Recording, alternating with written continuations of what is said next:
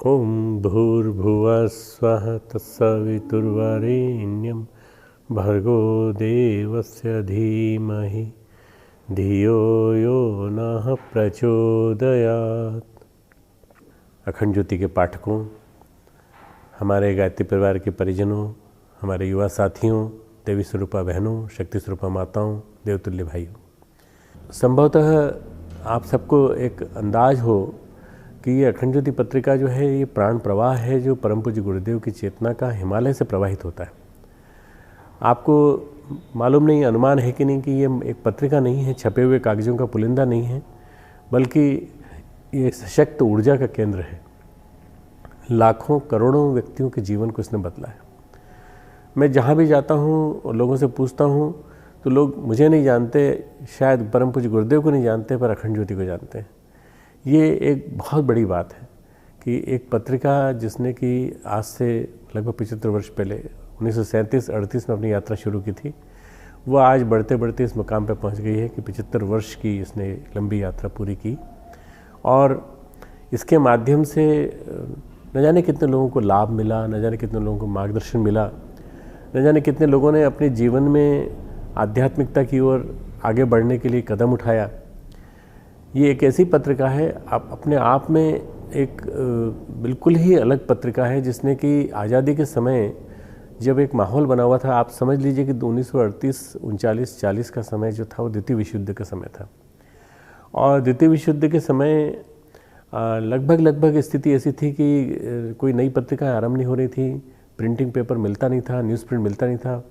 ऐसे में हमारे परम पूज्य गुरुदेव पंडित श्री राम शर्मा आचार्य जी ने, परम वंदनीय माता जी ने हाथ से बने हुए कागज़ के ऊपर छाप करके इस पत्रिका को अपनी पाती की तरह से, पाती यानी अपना पत्र, अपना प्रेम से लिखा हुआ पत्र, छोटे से पन्नों में 20 पन्नों में शुरू की थी और धीरे धीरे करके घरों घरों में जाकर डिस्ट्रीब्यूट की थी। फिर लोगों से पत्राचार होता था, वहाँ जा कर के उन्होंने वितरण किया था। और इसके माध्यम से ये एक छोटा सा बीज जो लगा था वह वृक्ष बनता चला गया। इस अखंड ज्योति पत्रिका को आरंभ करने की जो आज्ञा थी वो उनके गुरु की थी कि इस पत्रिका के माध्यम से पूरे विश्व में ज्ञान क्रांति लाना है, पूरे विश्व में सद्विचारों का प्रचार प्रसार करना है, और इसके लिए तुम्हें प्रयास करना पड़ेगा।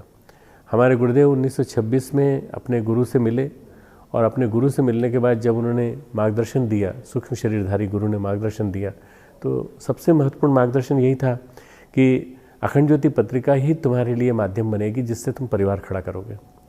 और आप आश्चर्य करेंगे कि अखंड ज्योति परिवार से ही परिवार खड़ा हुआ है। इतना बड़ा परिवार जिसको आज 10 करोड़ की संख्या में गिना जाता है, आज इतना बड़ा परिवार इस एक अकेले इस कागज़ के पुलिंदे ने खड़ा किया। मैं बार बार कहता हूँ, कागज़ का पुलिंदा नहीं है, ऐसे तो ढेर सारी पत्रिकाएं हैं। उस ज़माने में कल्याण पत्रिका प्रकाशित होती थी, उस ज़माने में बहुत सारे ऐसे पत्र प्रकाशित होते थे जो साहित्य की सेवा करते थे। मैं मानता हूँ बहुत सारे अच्छे काम हो रहे थे। गांधी जी उन दिनों अपनी पत्रिका निकालते थे, और गांधी जी की पत्रिका के माध्यम से हरिजन और श्री अरविंद की पत्रिका वंदे मातरम जो उस समय तक बंद हो चुकी थी, इनके माध्यम से समाज की बहुत बड़ी सेवा हुई। केसरी जो मराठा केसरी जो लोकमान्य तिलक ने निकाला था, उसने भी अपना काम किया। पर एक सबसे बड़ा वैक्यूम जो भरा वो अखंड ज्योति पत्रिका ने भरा, जिसने कि आध्यात्मिकता और धार्मिकता को जीवन में समाहित करने, परिवार निर्माण की प्रक्रिया को गतिशील करने और एक सभ्य समाज को बनाने के लिए एक माहौल बनाया, और उस माहौल को धीरे धीरे मल्टीप्लाई होता चला गया। आप कल्पना कीजिए, नो एडवर्टाइजमेंट्स, कहीं विज्ञापन नहीं, किसी तरह की कोई व्यावसायिकता की बात नहीं, सारा के सारा क्रम उनका साधना सिक्त वातावरण में जो वो चिंतन करते थे वही वो लिखते थे। और आप जान के आपको अच्छा लगेगा कि ये तब से संचित वातावरण में लिखी गई है, लालटेन की रोशनी में लिखी गई है, लाइट नहीं थी। अखंड ज्योति संस्थान घिया मंडी का जो पुराना भवन है, वहाँ मैं गया हूँ, मैं वहाँ देखा है, मैंने 1963, 64, 65 में मैंने देखा है कि किस स्थिति में, किस वातावरण में परम पूज्य गुरुदेव लिखते थे, किस छोटी सी प्रेस पे प्रिंट करते थे। वहाँ से ये बड़ी प्रेस में आया, दैनिक जागरण प्रेस में आया और जन जागरण प्रेस में आया। उसके बाद फिर ये जन जागरण प्रेस बड़े कैंपस में शिफ्ट हुई, और आज 75 वर्ष की यात्रा पूरी करके ये आप सबके बीच में जो आती है, ये DTP के माध्यम से प्रिंट होकर के आती है। कंप्यूटराइज्ड वे में पूरा का पूरा ये सेटअप बनता है और इसमें वैज्ञानिक अध्यात्मवाद से लेकर जीवन जीने की कला, गायत्री साधना से लेकर के पंचकोशी साधना, लोकमानस का शिक्षण से लेकर हम राजनीति में भाग क्यों नहीं लेते, ऐसे लेख और आज के समाज के लिए जागृति देने वाले, राष्ट्र को समर्थ और सशक्त आधार देने का तंत्र कैसे खड़ा हो, ये सारे के सारे लेख परम पूज्य गुरुदेव ने अखंड ज्योति में दिए। मैं समझता हूँ कि अखंड ज्योति पत्रिका ने एक आज़ादी के बाद एक नया अध्याय लिखा है और जो इसके विशेषांक प्रकाशित होते गए, अनुभव अंक, यज्ञ अंक, गायत्री अंक, गायत्री साधना अंक, और उसके बाद जो लोगों की उस ज़माने में रिक्वायरमेंट थी, आप समझ लीजिए 45, 46, 47 में उन्होंने वैज्ञानिक अध्यात्म अंक लिखा था, जो कि आज एक करंट विषय बना हुआ है। उस ज़माने में वैज्ञानिक अध्यात्मवाद के ऊपर कहना एक बहुत बड़ी बात थी। तो ये जो पत्रिका है, ये जो प्राण प्रवाह है, ये जो चेतना का पुलिंदा है, ये पूरा के पूरा आपके घर में आता है और एक व्यक्ति दूसरे को बताता है, दूसरा तीसरे को बताता है, एक व्यक्ति 10 को पढ़ाता है और वो एक दूसरे को पढ़ाते हैं, तब जा कर के इतना बड़ा चेतना का प्रवाह बन के तैयार हुआ है, जिसका नाम है गायत्री परिवार। परम पूज्य गुरुदेव पंडित श्री रामशरण आचार्य जी ने इसी के साथ साथ ढेर सारी किताबें लिखी। गायत्री महाविज्ञान लिखा, यज्ञ विधान लिखा। उन्होंने इसी के साथ साथ सुनसान के सहचर नामक एक यात्रा वृत्तांत लिखा। उन्होंने इसी के साथ साथ अपने जितने 18 पुराणों का उद्धार किया, 18 पुराणों का पुनः अनुवाद किया, वेद लिखे, उपनिषद लिखे और स्मृतियाँ लिखी, योग वैशिष्ट लिखा। यानी एक अकेला आदमी कितना बड़ा काम कर सकता है, उसका एक पत्रिका को अकेले को निकालने में कितना पसीना आ जाता है। 20 पन्नों से आरंभ हुई ये पत्रिका धीरे धीरे बढ़ते बढ़ते 70 पन्नों, 75 पन्नों, 80 पन्नों में आई और आज लगभग 70 पन्नों में प्रकाशित होती है। फरवरी इस वर्ष का 2013 का इसका विशेषांक अखंड ज्योति विशेषांक है, जिसमें आपको बहुत सारी सामग्री मिलेगी, जिससे पता चलेगा देव मानव बनाने का एक तंत्र अखंड ज्योति के माध्यम से गढ़ा गया। अखंड ज्योति एक मिशन है, अखंड ज्योति एक देवी चेतना का प्रवाह है। अखंड ज्योति हिमालय से आने वाला वो सशक्त ऊर्जा का केंद्र है, जहाँ से आपको दैनंदिन जीवन की अध्यात्म को कैसे जीना, इसकी मार्गदर्शन मिलती है। और ये मार्गदर्शन हमेशा सतत आपको मिलता रहे, इसके लिए आपका प्रयास ये रहना चाहिए कि आप अखंड ज्योति स्वयं पढ़ें, औरों को पढ़ाएं। और अखंड ज्योति के प्रकाशन और वितरण में कहीं कोई दिक्कत आती है तो मैं आपसे अनुरोध करता हूँ कि प्रकाशन तो हम लोग कर लेंगे, प्रकाशन में कोई दिक्कत नहीं आती। इतना बड़ा तंत्र खड़ा हो गया है मथुरा में, लिखी जाती है हरिद्वार में, प्रकाशित होती है मथुरा में, प्रिंट होती है, पब्लिश होती है मथुरा से, पर वहाँ से एक कंप्यूटराइज तंत्र बनने की आवश्यकता है, जिससे कि हम ऑनलाइन इसको दे सकें। इसके करीब करीब 12 भाषाओं में अनुवाद प्रकाशित होते हैं। हर अनुवाद को और उसके हिंदी के जो तंत्र को पूरा व्यवस्थित ढंग से सब लोगों तक पहुँचाने का एक तंत्र बनना जरूरी है। उसके लिए कंप्यूटराइज्ड वर्क में काम करने वाले 1-1 महीने के समयदानी, 15-15 दिन के समयदानी, 1-1 साल के समयदानी यदि आप लोग दे सकें तो बहुत बड़ी बात होगी। पूरे भारत से मैंने मांग की है, मैं आपसे भी मांग करता हूँ कि हमें मदद करनी चाहिए अखंड ज्योति संस्थान की। हम लोग शांति कुंज हरिद्वार में बैठे हैं, वेद माता गायत्री ट्रस्ट में बैठे हैं, जहाँ के माध्यम से जो चल रहा है, देव संस्कृति विश्वविद्यालय में बैठे हैं, पर जो हमारा तंत्र जो प्रकाशित करता है, वो जो डिस्ट्रीब्यूट करता है, वो है हमारा गायत्री तपोवन मथुरा, अखंड ज्योति संस्थान मथुरा। इसमें एक प्रॉब्लम क्या आ गई है पिछले दिनों, एक समस्या ये आ गई है कि डाक विभाग कुरियर सिस्टम आरंभ हो जाने के बाद से डाक विभाग में बड़ी स्लगिशनेस आ गई है। पत्रिकाएं पहुंचती नहीं, 3-3, 4-4 दिन तक पड़ी रहती हैं पोस्टमैन के पास, पोस्टमैन बड़े नहीं हैं, और रजिस्ट्री से यदि आप कोई पत्रिका मंगाते हैं तो पहुंच जाती, नहीं तो नहीं पहुंचती। ये एक बहुत बड़ी समस्या है। ये पहले गुरुदेव के ज़माने में एक तंत्र था कि एक व्यक्ति दूसरे को देता था, दूसरा तीसरे को देता था। आज इतने बड़े बड़े शहर हो गए हैं, आप कहाँ तक किसी को देने जाएंगे। अभी भी ऐसे लोग हैं।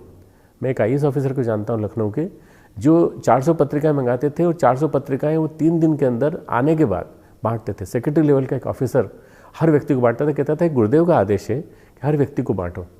हो सकता है उस ज़माने में आज से 15-1 साल पहले संभव था, तो आज बड़े बड़े शहर हो गए, लोगों के पास समय नहीं है। आप क्या कर सकते हैं? हम एक तो पहला हम ऑनलाइन इसको अवेलेबल कराने की कोशिश करेंगे ताकि आप ऑनलाइन पढ़ सकें। दूसरा, इसकी चंदे की प्राप्ति की सूचना होने के बाद तुरंत बाद आपको इंटीमेशन मिले और इसका जो जो तंत्र है डिस्ट्रीब्यूशन का वो इतना व्यवस्थित हो जाए कि हर किसी को हर महीने पत्रिका, मैं आपको बता देना चाहता हूँ, पत्रिका 2 महीने पहले चली जाती है हमारे यहाँ से तैयार होकर के, छप जाती है। केवल डिस्ट्रीब्यूशन में दिक्कत आ रही है।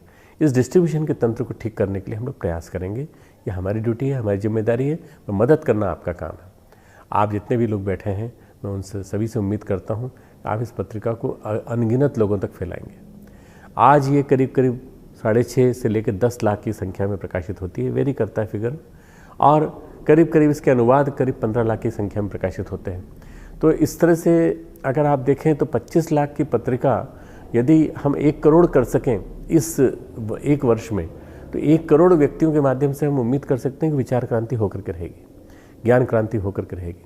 संयोग से ये वर्ष स्वामी विवेकानंद का 150वीं जयंती का वर्ष है, और उनके इस ज्ञान क्रांति वर्ष में उन्होंने अपने ज्ञान के माध्यम से जन जन के बीच में विचार फैलाया।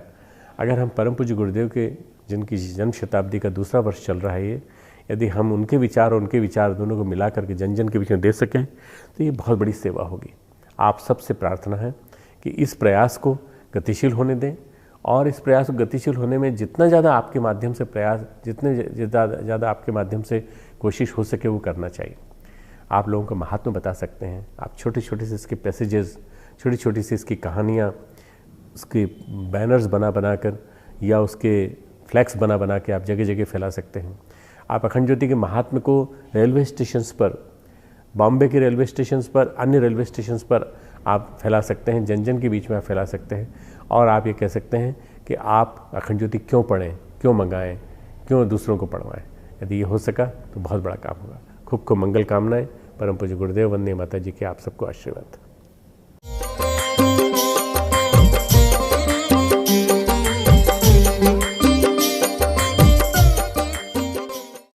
मैं वहीं पढ़ता था चतुर्वेदी महाविद्यालय में, श्री मथुरा में, और उस समय सन 1952-53 में श्री राम शर्मा जी स्वयं ट्रेलर मशीन चला करके ऐसे परिश्रमी और ऐसे संगठनकर्ता मैं समझता हूँ कि इस भारतवर्ष में नहीं, इस विश्व में कोई नहीं होगा जिन्होंने स्वयं अकेले परिश्रम करके उस समय पत्रिका छापते थे, साइकिल पर जाकर के अपने हाथों से बांटते थे, स्वयं यज्ञ करते थे, करवाते थे, लोगों को आचरण सिखाते थे, कठोर अपनी जीवन शैली और कठोरता से धर्म का पालन करना और करवाना।